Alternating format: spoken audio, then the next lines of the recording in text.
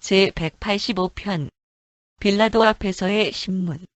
같은 날인 서기 30년 4월 7일 금요일 아침 6시가 조금 지나서 예수는 시리아 영주의 직접 감독 아래에서 유대와 사마리아 그리고 이두미아를 다스리는 로마 행정관인 빌라도 앞으로 끌려왔다.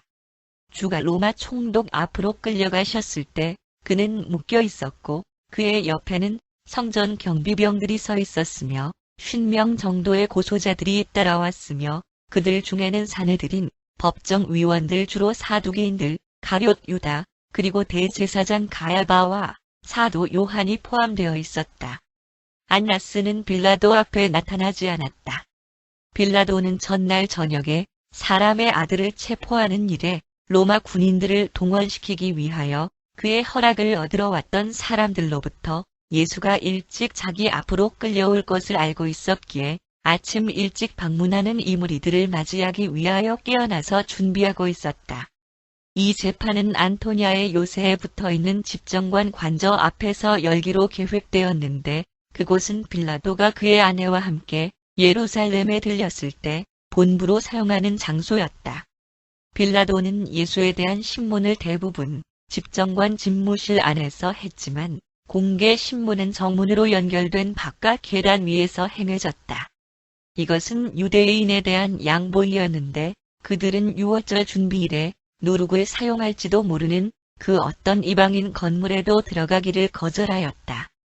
그러한 행위는 그들을 예식적으로 부정하게 만들고 그로써 오후에 감사 만찬에 참여하지 못할 뿐 아니라 해가 진 뒤에 그들이 유월절 저녁 만찬에 참여할 수 있는 자격을 받기 전에 그들이 정화 예식에 복종해야만 하는 것이었다.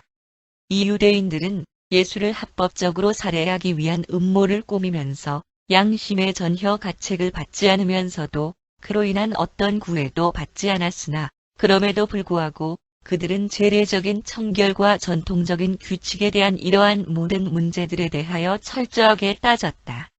그리고 시간과 영원의 영원한 세계 속에서의 인간 행복에 대한 사소한 일들에는 꼼꼼하게 주의를 기울이면서 오히려 신성한 특성의 높고 거룩한 의무들을 깨닫지 못하는 사람들이 오직 이 유대인들만은 아니다. 1. 본디오 빌라도. 만일 본디오 빌라도가 작은 식민지들의 합리적인 좋은 총독이 아니었다면 티베리우스가 그를 10년 동안이나 유대 지방의 행정관으로 남아있게 거의 허용하지 않았을 것이다. 그는 꽤 좋은 총독이기는 하였으나 도덕적으로는 비겁한 사람이었다. 그는 유대인의 총독으로서 자신의 임무의 특성을 깨닫기에 충분할 만큼 도량이 넓지 못하였다. 그는 이 히브리인들이 대단한 종교, 그들이 기꺼이 목숨을 바칠 수 있는 신앙을 갖고 있다는 사실과 수백만의 히브리인들이 여기저기에 흩어져 살면서 예루살렘을 자기들 신앙의 성지로 바라보고 있고 사내들인을 이 세상에서 가장 높은 법정으로 존경하고 있다는 사실을 파악하지 못하였다. 빌라도는 유대인들을 좋아하지 않았으며 이러한 깊은 곳에 자리 잡은 미움은 일찍부터 드러나기 시작하였다. 모든 로마 식민지들 중에서 유대 지역보다 더 다스리기 힘든 곳은 없었다. 빌라도는 유대인들을 다루는 데 있어서 내포되어 있는 문제들을 똑바로 납득한 적이 없었으며 그렇기 때문에 총독으로 부임한 초기에 거의 치명적이고 자멸할 만한 일련의 실책을 범하였었다. 그리고 이 실책으로 인하여 유대인들은 그를 움직일 수 있는 힘을 갖게 되었던 것이다. 그의 결정에 영향을 미치고 싶을 때에는 모두 반란을 일으킬 듯한 행동을 취하였고 빌라도는 곧 승복하였다. 행정관의 이러한 명백한 우유부단 혹은 도덕적 용기의 부족은 주로 그가 유대인들과 가졌던 몇 번의 논쟁들에 대한 기억에서 기인되었으며 그때마다 그들이 그를 이겼기 때문이었다. 유대인들은 빌라도가 자기들을 두려워하고 있다는 사실, 티베리우스로부터 자기 지위를 박탈당하게 될 것을 염려하고 있음을 알았으며 그들은 여러 번에 걸쳐서 총독을 크게 불리하게 만드는 일에 이 사실을 이용하였다. 유대인들에 대한 빌라도의 미움은 몇 차례의 유감스러운 충돌의 결과로 발생되었다. 무엇보다도 그는 우상 경배를 상징하는 모든 형상들을 배격하는 그들의 뿌리 깊은 선입관을 심각하게 받아들이지 못하였다. 그러므로 그는 전임자의 수하에 있는 로마 군인들의 관례대로 자기 군인들이 시저의 형상을 새긴 길을 들고 예루살렘에 들어가도록 허락하였던 것이다. 유대인을 대표하는 많은 사람들이 5일 동안이나 빌라도 앞에 나아와 군기에서 이 형상들을 제거하라고 요구하였다. 그는 사정없이 그들의 청을 거절하였으며 즉시 사형에 처하겠다고 위협하였다. 빌라도는 자신이 무신론자였기 때문에 강한 종교적 심성을 가진 사람들이 자신들의 종교적 신념을 위해서라면 서슴지 않고 목숨을 바친다는 사실을 납득하지 못하였으며 그러므로 그들이 도전적인 태도로 자기 저택 앞에 몰려와서 얼굴을 땅에 대고 엎드린 채로 죽을 각오가 되어 있다는 말을 전하였을 때 그는 크게 당황하였다. 그때 빌라도는 자신이 기꺼이 실행하지도 못할 말로 위협하였음을 알게 되었다. 그는 결국 굴복하여 예루살렘에 있는 군인들의 귀에서 그 형상들을 제거하라고 명하였으며 이렇게 하여 실행하기를 주저하면서 위협하였던 그의 태도에서 연약함을 발견한 유대인 지도자들의 변덕스러운 태도에 그날 이후로 꼼짝하지 못하는 자신을 발견하게 되었다. 그 후에 빌라도는 이렇게 잃은 위신을 되찾기로 결심하였으며 그에 따라서 예루살렘에 있는 헤롯 궁전 벽에 황제의 방패들을 걸어 놓았는데 그것은 황제의 경배에 일반적으로 사용되는 방법이었다. 유대인들이 항의할 때 그는 흔들리지 않았다. 그가 그들의 항의를 거절하자 그들은 즉시 로마에 호소하였고 황제는 감정을 해치는 그 방패들을 지우라고 즉각적으로 명하였다. 그러고 나서 빌라도는 그전보다도 더욱 존경심을 잃게 되었다. 유대인들이 그를 심히 미워하게 된 또 다른 사건은 큰 종교적 축제가 있을 때마다 예루살렘을 방문하는 수백만의 사람들에게 충분한 물을 공급하기 위하여 새로운 수로를 건설하는 비용을 충당하기 위하여 그가 감히 성전 재정에서 돈을 취하려고 한 일이었다. 유대인들은 오직 사내들인만이 성전 재정을 지출할 수 있도록 허용하였으며 빌라도의 이러한 주제넘은 통치에 대항하여 끊임없이 비난하였다. 이러한 결정 때문에 20회 이상의 폭동이 일어났으며 많은 피를 흘리는 결과를 낳았다. 이러한 심각한 소요들 중에서 가장 최근에 일어난 것 때문에 많은 갈릴린들이 학살을 당하였는데 심지어는 제단에서 경배하다가 학살되기도 하였다. 우유부단한 이 로마인 통치자가 유대인들에 대한 자신의 두려움 때문에 그리고 자신의 개인적 지위를 유지하기 위하여 예수를 희생의 제물로 삼았지만 그가 결국은 성전에서 쓰는 그릇들이 묻혀 있다고 주장하는 게리짐산으로 군대를 끌고 간 거짓 메시아의 자칭과 관련된 불필요한 사마리아인들을 학살한 결과로 자리에서 물러나게 된 일은 의의 깊은 것이었다. 그가 약속한 대로 거룩한 그릇들이 묻혀 있다는 장소를 찾아내지 못하게 되자 격렬한 소요가 일어났었다. 이 에피소드의 결과로 시리아의 영주는 빌라도에게 로마로 가도록 명하였다. 티베리우스는 빌라도가 로마로 가고 있을 때 죽었으며 그는 유대 지방의 행정관으로 재임명받지 못하였다. 그는 예수를 십자가형에 처하도록 허락한 유감스러운 비난에서 결코 충분히 벗어나지 못하였다. 그는 새 황제의 눈에서도 벗어났고 퇴직하여 로잔 지방으로 갔으며 나중에 그곳에서 자살하였다. 빌라도의 아내 클라우디아 프로큘라는 왕국 복음을 믿은 페니키아인이었던 그녀의 시중드는 하녀의 말을 통하여 예수에 대해 많은 것을 들었다.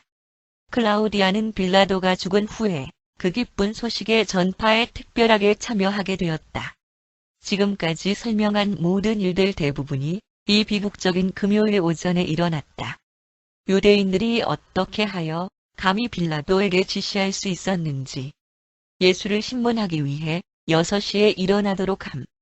그리고 예수를 사형에 처하라는 자기들의 요구를 그가 거절할 경우에는 황제에 대한 반역죄로 그를 고소하겠다고 서슴없이 위협할 수 있었던 이유가 무엇인지를 쉽게 이해할 수 있다.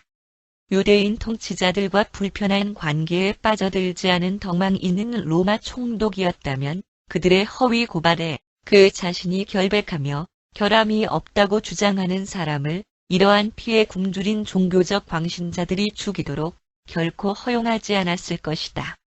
로마 정부는 이 등급의 빌라도를 보내어 팔레스타인을 다스리도록 하였을 때 이미 큰 실책, 세상의 사건들 중에서 멀리까지 영향을 미치는 실수를 범하고 있었던 것이다.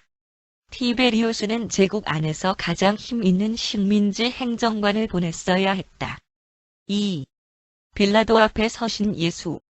예수와 그를 고소하는 자들이 빌라도의 재판정 앞에 모였을 때 그로마 총독이 나와서 모여든 무리들에게 이야기하면서 물었다. 이 사람에 대하여 어떤 고발을 가자고 왔느냐?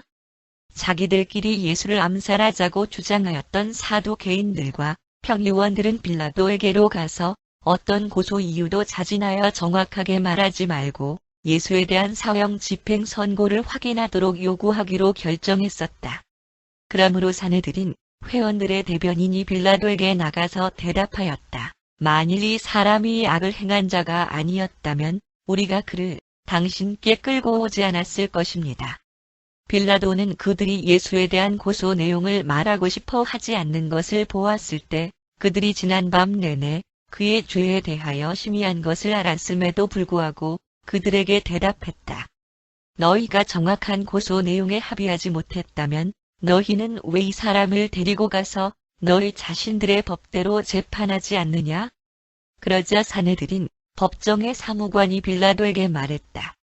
어떤 사람이든지 사형에 처하는 것은 우리에게 합법적이지 않다. 그리고 우리나라를 소란하게 하는 이 자는 그가 말한 것과 행동한 것에 대하여 죽어 마땅합니다. 그래서 우리는 이 판결을 허락받기 위하여 당신에게 왔습니다.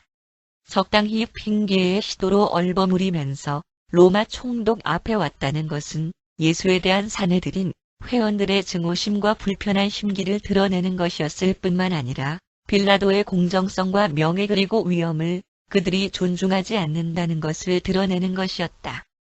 지배를 당하는 시민들이 자기들이 사는 지방의 총독 앞에 와서 어떤 사람에 대해 공정한 재판을 하기도 전에 그리고 그에 대한 정확한 범행 사실을 제시하지도 않고 사형 집행 처분을 요구하다니 얼마나 뻔뻔스러운 일인가.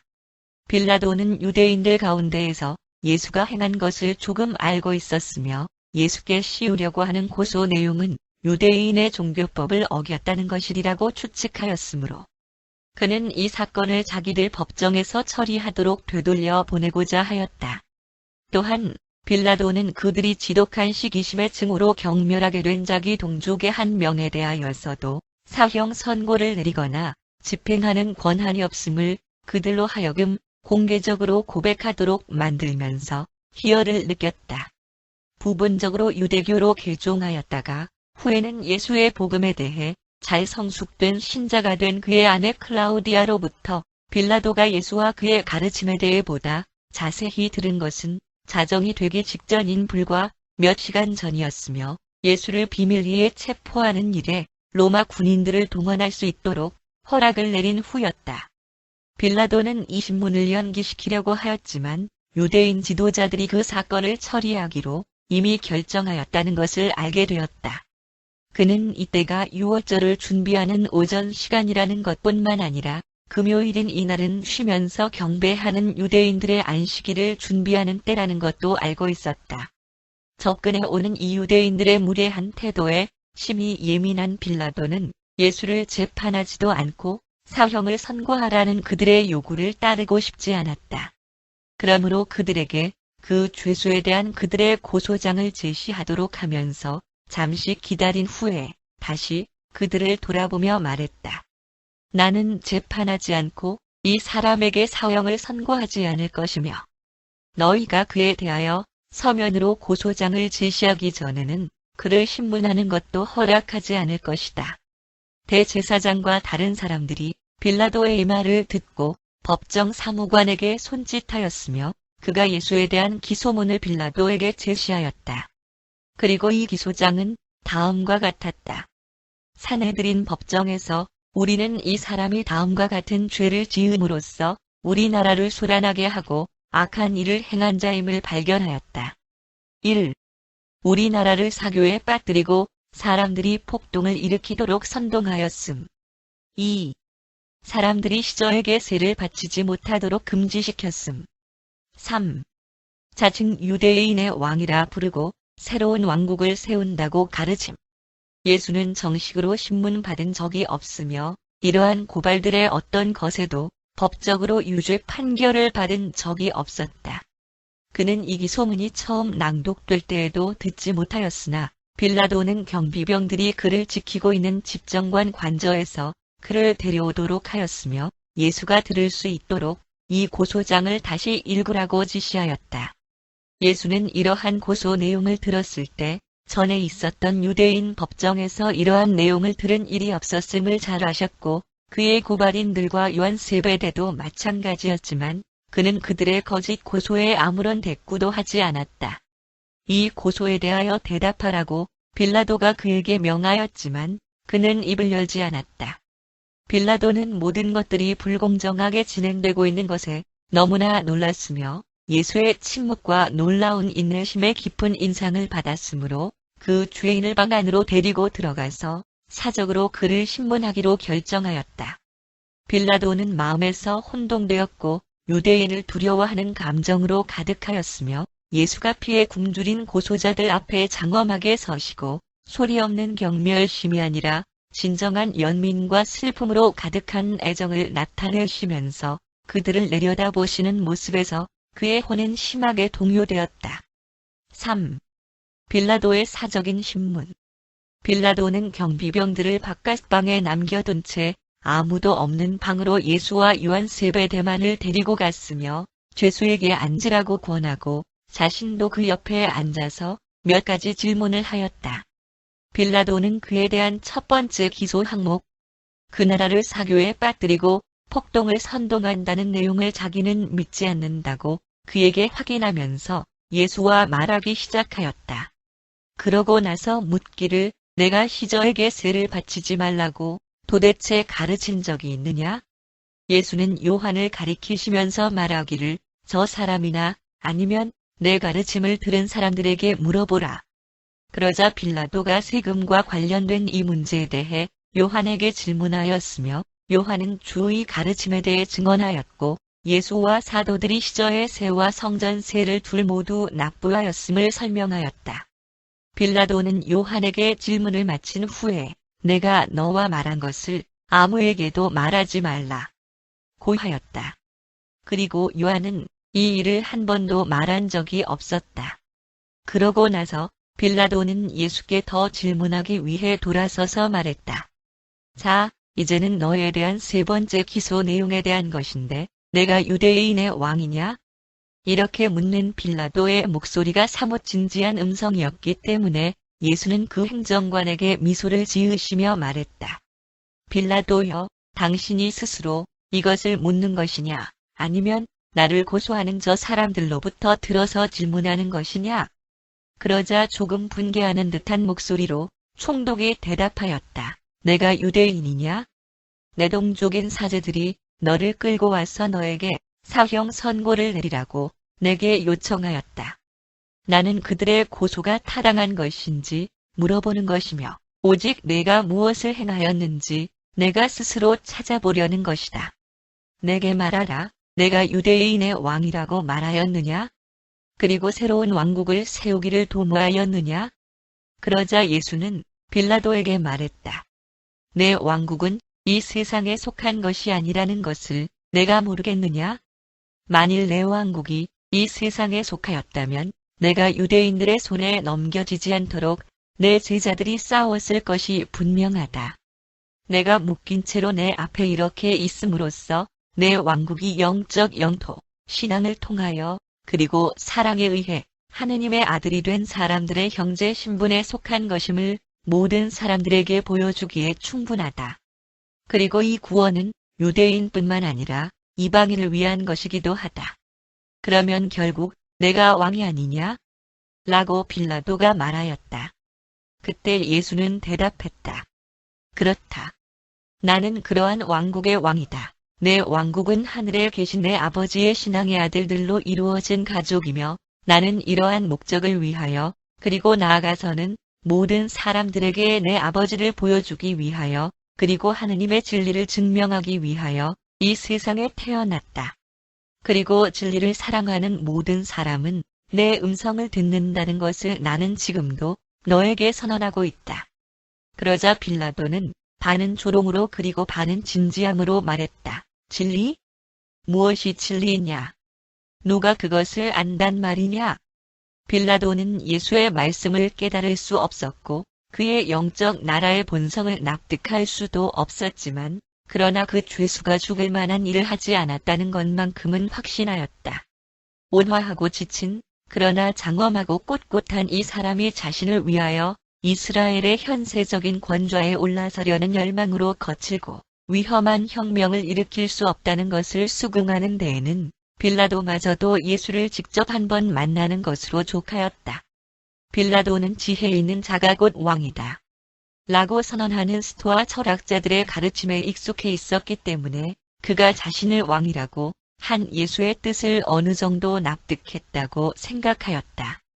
빌라도는 예수가 위험한 선동자이기보다는 무해한 공상가, 순진한 광신자에 불과하다는 확신을 가졌다. 주께 질문을 마친 후에 빌라도는 밖으로 나가 예수를 고소하는 자들과 사제들에게로 가서 말했다. 내가 이 사람을 신문하였지만 그에게서 아무 결함도 발견할 수 없었다. 나는 너희가 그에 대하여 기소한 대로 그가 죄를 지었다고 생각하지 않으며 풀어주어야 한다고 생각한다. 이 말을 들은 유대인들은 크게 화가 나서 동요하였고 예수를 죽여야 한다고 격렬하게 고함을 질렀으며 사내들인 회원 중 한 사람은 직접 빌라도 옆으로 올라와서 말했다. 이 사람은 갈릴리에서 시작하여 온 유대 지방을 두루 다니며 민족을 선동하였습니다. 그는 해독을 끼치는 자이며 악을 행하는 자입니다. 이 사악한 자를 풀어준다면 당신은 오래도록 후회할 것입니다. 빌라도는 예수에게 무엇을 해야 할지 알려고 매우 괴로워했다. 그래서 그가 갈릴리에서 그의 일을 시작하였다는 그들의 말을 듣자 그때 유월절에 참여하여 그 성 안에 머물고 있는 헤롯에게로 예수를 보냄으로써 자신은 그 사건을 결정짓는 책임을 회피하고 최소한 생각할 시간을 벌려고 생각했다. 또 빌라도가 생각한 것은 이렇게 함으로써 관할권의 문제로 수많은 오해 때문에 한때 그 자신과 헤롯 사이에 생겨난 좋지 않은 감정을 조금 누그러뜨리는 데 도움이 될 수 있으리라는 것이었다. 빌라도는 경비병들을 불러서 이 사람은 갈릴리인이다. 그를 헤롯에게로 끌고 가서 그가 신문을 마치거든 그가 발견한 것들을 내게 보고하라. 그리고 그들은 예수를 헤롯에게 끌고 갔다. 4. 헤롯 앞에서의 예수. 헤롯 안티파스는 예루살렘에 들릴 때 헤롯 대왕이 소유했던 옛 마카비 궁전에 머물렀으며 예수가 성전 경비병들에 의해 끌려간 곳은 전에 왕의 처소였던 그 궁전이었고 고소하는 자들과 더 많은 군중들이 그의 뒤를 따라왔다. 헤롯은 오래전부터 예수에 대하여 들었으며 그에 대하여 매우 호기심을 가지고 있었다. 이날 금요일 아침에 그 사람의 아들이 자기 앞에 섰을 때 이 사악한 이두미아인은 그가 바로 공공건물들 중 하나에서 일하다가 사고로 사망한 자기 아버지에게 지급되어야 할 돈에 대해서 공정한 결정을 해달라고 수년 전에 세포리에서 자기에게 항변하며 서 있었던 그 소년이라는 것을 한순간도 기억하지 못하였다. 헤롯이 알고 있는 한 예수의 일이 주로 갈릴리에 집중되었을 때 그에 대해서 크게 염려한 적은 있었지만 그는 예수를 본 적이 없었다. 지금 그가 빌라도와 유대인들에게 잡혀 있으므로 헤롯은 앞으로 그 사람 때문에 어떤 문제도 일어나게 해서는 안 되겠다고 느끼면서도 그를 보고 싶어 하였다. 헤롯은 예수에 의해서 행해진 기적들에 대해서 많이 들었으며 그가 어떤 이적을 행하는 것을 정말로 보고 싶어 하였다. 그들이 예수를 헤롯 앞으로 끌고 왔을 때 그 영주는 그의 위험 있는 외모와 평온하고 침착한 얼굴 표정에 깜짝 놀랐다. 약 15분 동안 헤롯이 예수께 질문하였지만 주는 대답하지 않았다. 헤롯은 감히 그에게 기적을 베풀어 보라고 말하면서 조롱하였지만 예수는 그의 여러 가지 질문에 대답하지 않았으며 그의 조롱에도 아무런 반응이 없었다. 그러고 나서 헤롯은 사제들과 사두개인들을 향하였으며 그들의 고소에 귀를 기울이고 사람의 아들이 행하였다고 주장하는 악한 행동들에 대해서 빌라도가 들은 것들보다 더 많은 모든 것들을 들었다.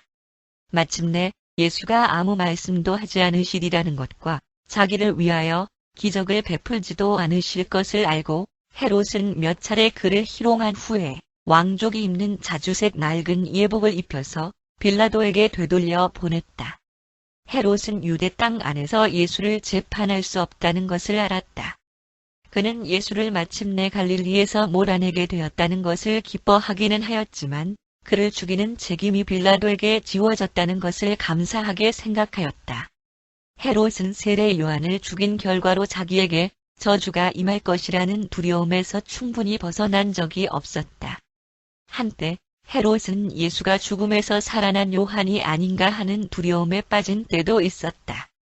감히 그의 사생활을 폭로하고 비난하였던 노골적이고 성미가 사나운 그 선지자에 비하여 예수가 전혀 다른 부류의 사람인 것을 보았기 때문에 그는 이제 그러한 두려움에서 해방되었다.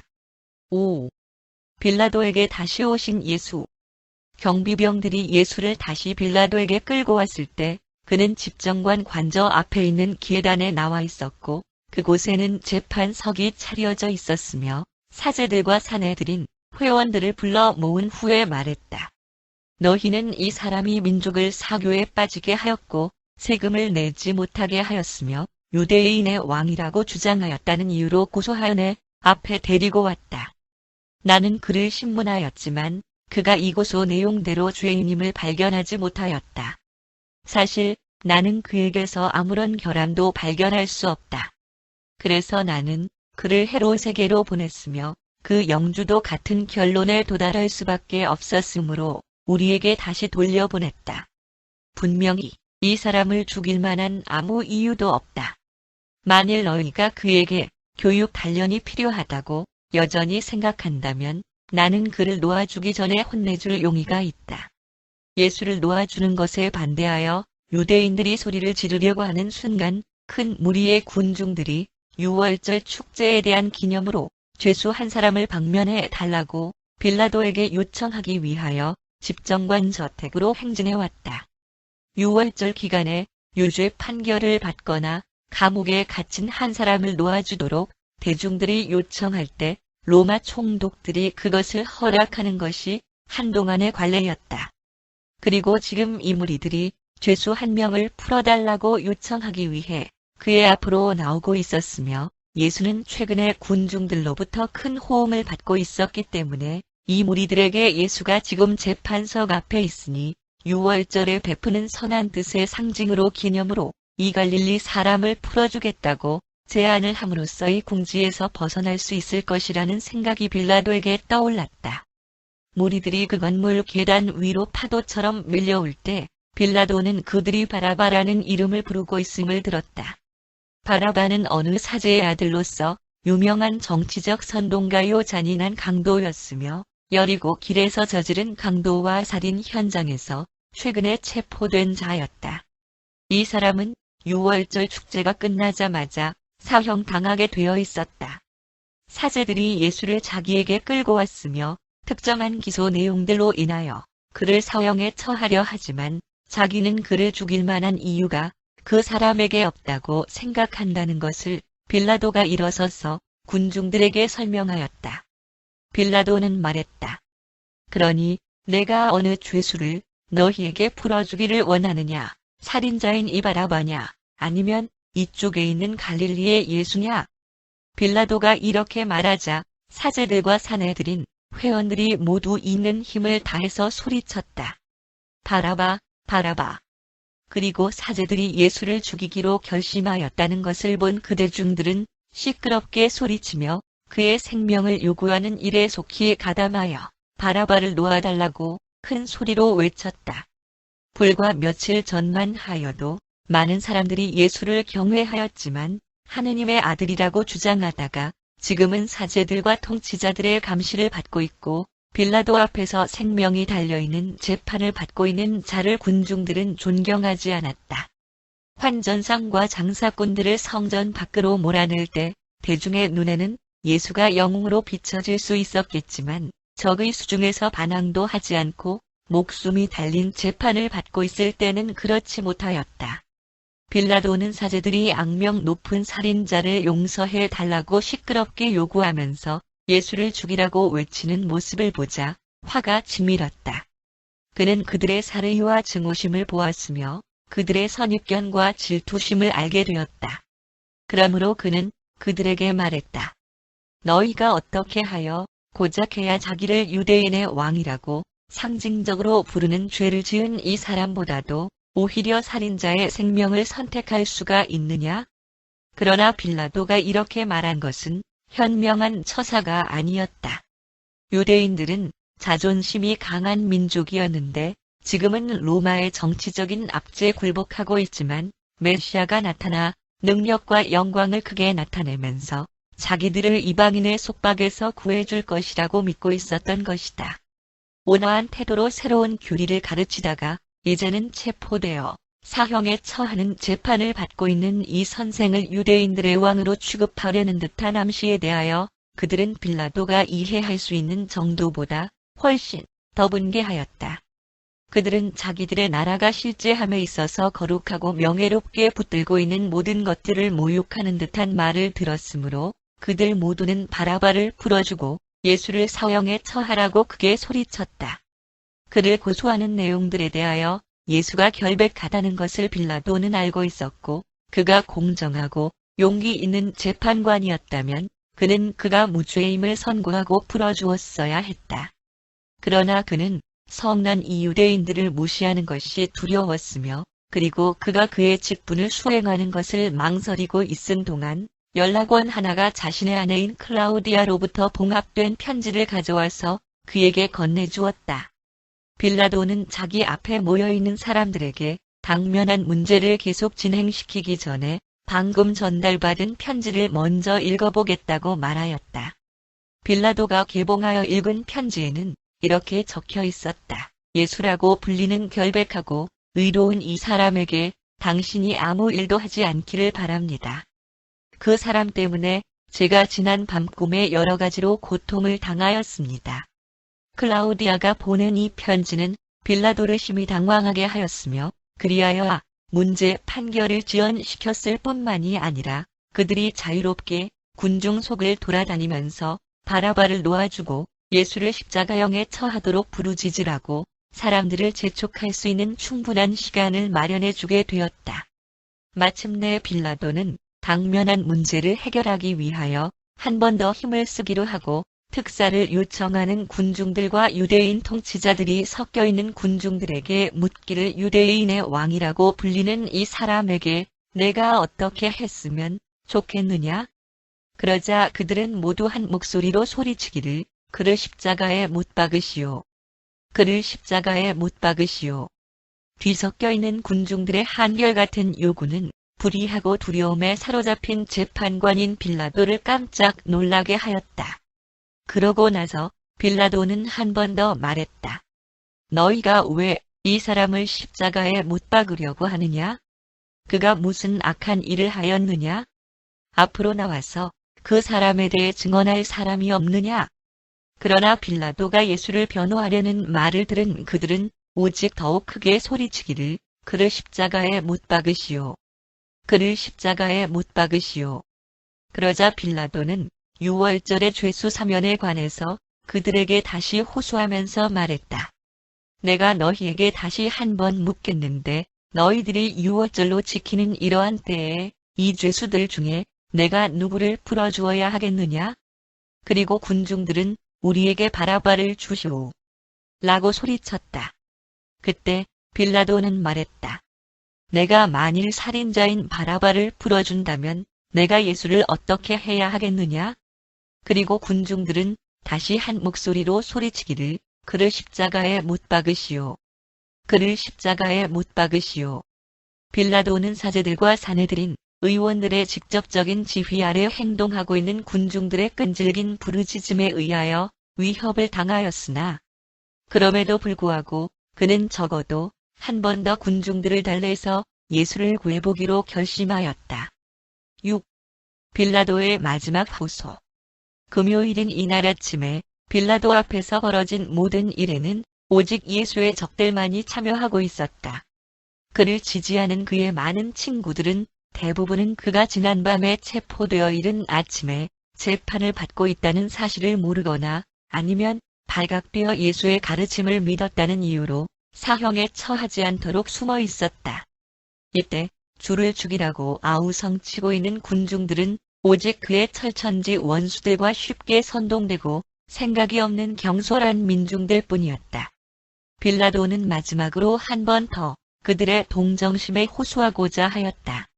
예수의 피를 보려고 외치는 그릇 인도된 폭도들의 외침을 무시하는 것을 두려워하면서 그는 유대인 경비병들과 로마 군인들에게 예수를 끌고 가서 채찍으로 때리라고 명하였다. 이것은 그 자체로 불공정하고 불법적인 처사였는데 로마법에 의하면 오직 십자가형에 처할 죄수에게만 채찍질을 하도록 되어 있었기 때문이었다. 경비병들은 예수께 이러한 고통을 가하기 위하여 집정관 관저의 넓은 안마당으로 끌고 갔다. 비록 그의 원수들은 이러한 채찍질을 보지 못하였지만 빌라도가 그것을 지켜보았으며 그들이 이러한 지독한 학대를 끝내기 전에 그는 채찍질하는 자들을 멈추게 하였고 예수를 자기 앞으로 끌고 오도록 명하였다. 채찍질하는 자들은 그를 나무에 묶어놓고 매듭지어져 있는 채찍으로 때리기 전에 그에게 자주색 예복을 다시 입혔으며 가시관을 엮어서 그의 이마에 씌웠다. 그리고 그의 손에 왕을 상징하는 홀 대신 마른 갈대를 쥐어준 후에 그들은 그의 앞에 무릎을 꿇고 조롱하며 말하기를 유대인의 왕 만세. 그리고 그들은 그에게 침을 뱉으면서 손으로 그의 얼굴을 때렸다. 그들 중 한 사람은 빌라도에게 그를 끌고 가기 전에 그 갈대를 그의 손에서 빼앗아서 그의 머리를 때렸다. 그 후에 빌라도는 상처가 나고 피를 흘리는 죄수를 데리고 나가서 뒤섞여 있는 군중들에게 그를 보이며 말하기를 이 사람을 보라. 내가 너희에게 다시 분명하게 말하겠는데 나는 이 사람에게서 아무 죄도 찾지 못하였으며 그를 채찍으로 때렸으니 풀어주겠다. 그곳에 서 계신 예수는 노더기가 된 왕족의 자주색 예복을 입고 있었으며 그의 온화한 모습의 이마에는 가시관이 박혀 있었다. 그의 얼굴은 피로 물들어 있었고 그의 몸은 고통과 비탄에 젖어서 굽혀져 있었다. 그러나 종교적인 선입견에 노예가 되고 격렬한 감정적 증오심의 희생자가 된 그들의 무정한 가슴에 어떤 호소도 소용이 없었다.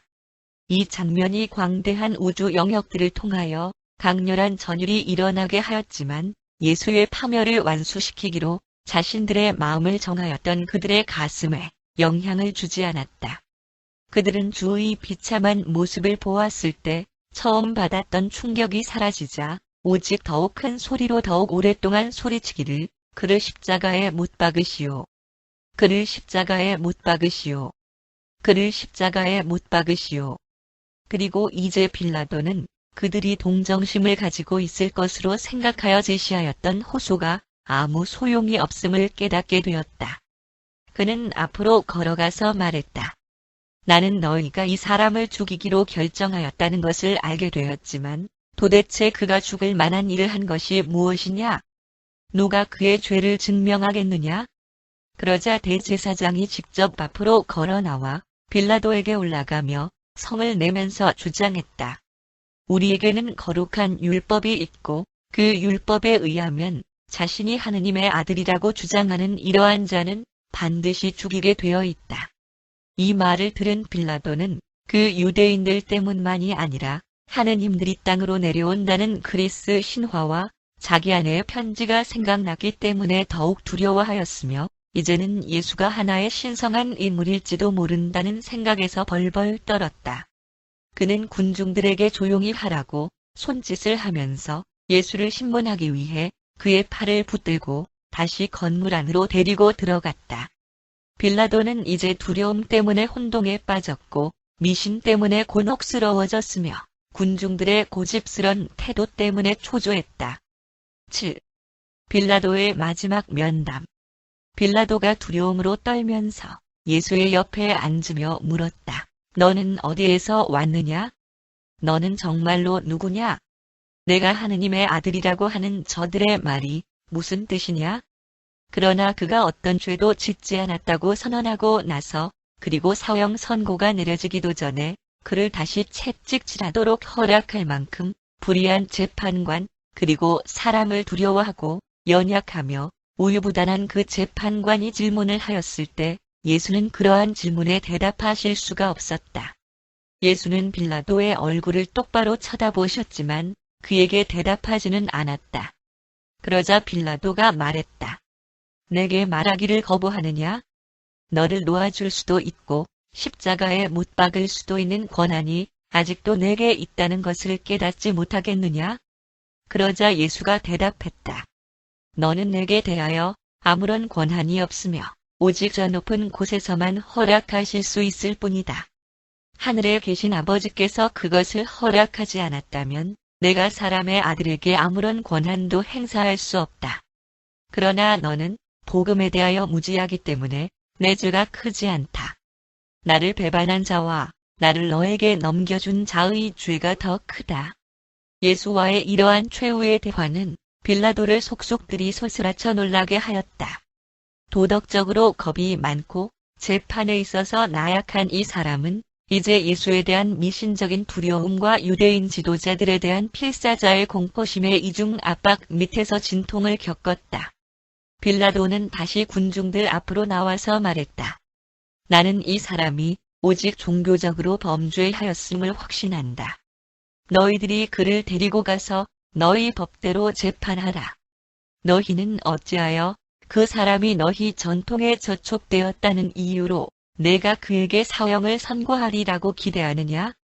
빌라도가 예수를 막 풀어주려고 하였을 때 대제사장인 가야바가 겁을 먹고 있는 로마 재판관 앞으로 나아와 빌라도의 얼굴 앞에 복수하려는 듯이 손가락을 흔들면서 모든 군중들이 들을 수 있을 만큼 화가 난 어투로 말했다.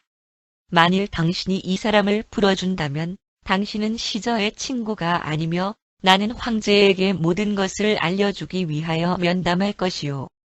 이러한 공공연한 위협은 빌라도가 도저히 감당할 수 없는 것이었다. 그의 개인적 운명에 대한 두려움이 다른 모든 고려 사항들은 빛을 가렸으며 비겁한 총독은 예수를 재판석 앞으로 끌고 오도록 명하였다. 주가 자기 앞에 서자 그는 그를 가리키며 조롱하여 말하기를 너희들의 왕을 보라. 그러자 유대인들이 대답하기를 그를 없애버리시오. 그를 십자가에 못 박으시오. 그러고 나서 빌라도는 심히 빈정대고 비꼬는 투로 말하기를 내가 너희들의 왕을 십자가에 못 박아야 하겠느냐? 그리고 유대인들은 대답하기를 그렇소. 그를 십자가에 못 박으시오. 우리에게는 오직 시저만이 왕입니다. 그때 빌라도는 자신이 유대인들을 무시하려 하지 않으므로 예수를 살릴 수 있는 가능성이 없음을 깨달았다. 8. 빌라도의 비극적인 굴복. 사람의 아들로서 육신화한 하느님의 아들이 거기에 서 계셨다. 그는 고소장 없이 체포되셨고 증거 없이 기소되셨으며 증인들 없이 판결을 받았고 판결 없이 벌을 받았으며 이제는 그에게서 아무 결함도 발견할 수 없다고 고백한 불의한 재판관에 의해서 곧 사형 선고를 받으시게 되었다. 만일 빌라도가 예수를 유대인의 왕이라고 부름으로써 그들의 애국심에 호소하기로 생각하지 않았다면 그가 철저히 실패하지는 않았을 것이다. 유대인은 그러한 왕을 전혀 기대하지 않았다. 사제들과 사도 개인들이 우리에게 시저 외에는 왕이 없다 고 선언하였을 때 경솔한 군중들조차도 충격을 받았지만 군중들이 감히 주의 주장을 지지한다 해도 이제 예수를 구하기에는 너무 늦어버렸다. 빌라도는 소요나 폭동이 일어날 것을 염려하였다. 그는 유월절 기간 동안 예루살렘에서 그러한 소란의 위험성을 감당할 자신이 없었다. 그는 최근에 시저로부터 질책을 받은 적이 있었으므로 다시 위기에 처하고 싶지 않았다. 그가 바라바를 놓아주라고 명하였을 때 군중들은 환호하였다. 그러고 나서 그는 물과 대야를 가져오도록 명하였으며 군중들 앞에서 손을 씻으며 말했다. 나는 이 사람의 피와 무관하다. 너희들은 그를 죽여야 한다고 결정하였지만 나는 그에게서 아무런 죄도 발견하지 못하였다. 그것을 너희들이 처리하라. 군인들이 그를 끌어낼 것이다. 그러자 군중들은 환호하며 대답하기를 그의 피가 우리와 우리 자손들에게 임하게 하시오.